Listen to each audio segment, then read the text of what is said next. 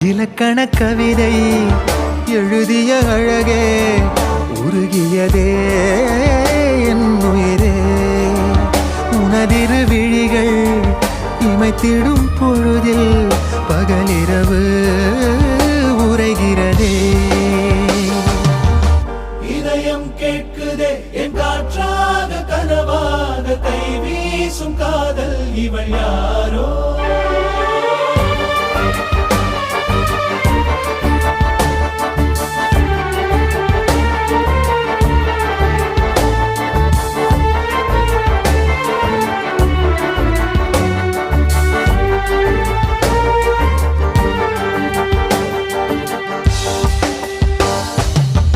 தேவதையின் விழியில் விழா காணும் பொன்வானம் அழைக்குது அருகில்